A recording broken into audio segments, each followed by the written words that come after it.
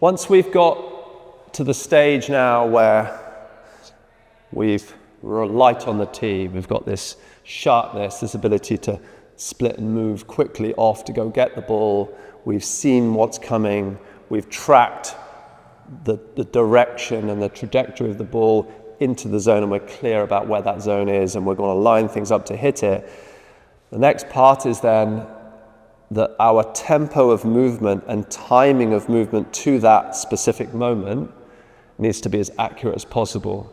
So I will be aiming to link my movement directly to the moment that I want to hit the ball.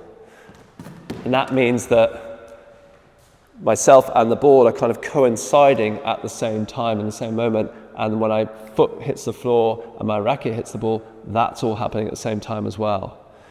So there is an intention in my process to achieve that result, to actually link those two moments together.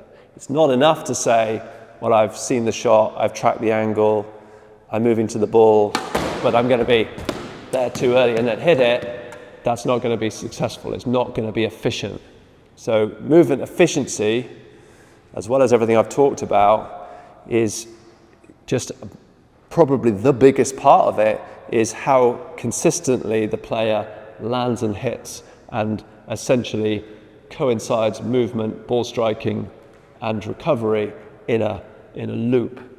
And I cannot tell you how much impact that has on your physical wear and tear, not just in the match, but long term.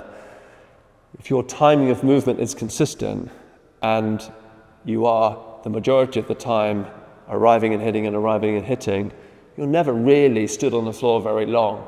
So it takes a lot of pressure out of the body. You're not having to stop, hit, push back. There isn't all that effort going through the movement.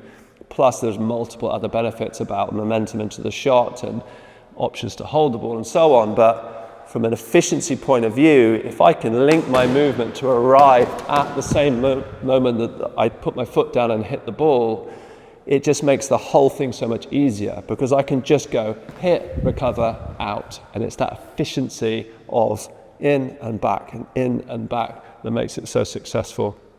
I mean, probably the biggest mistake or difficulty that club players, amateur players have, is that they're rushing to the ball very quickly, stopping, playing the shot, and then rushing back maybe to the tee area or somewhere near the tee area, but it's a very stop, start, rush kind of scenario, which just makes everything really difficult.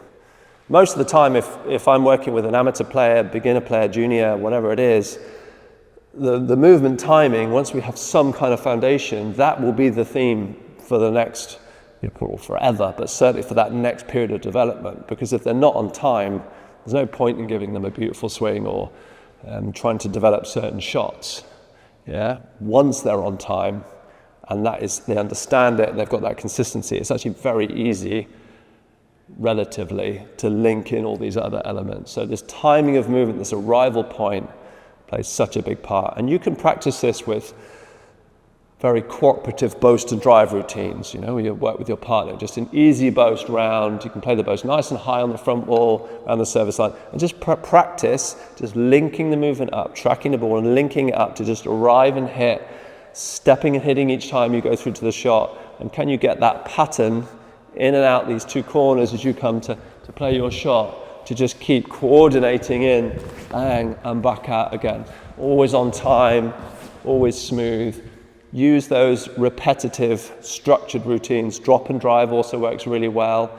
To just put multiple sequences in there until that just becomes more and more natural, and you can really get that sense of arrival and hitting on a consistent basis.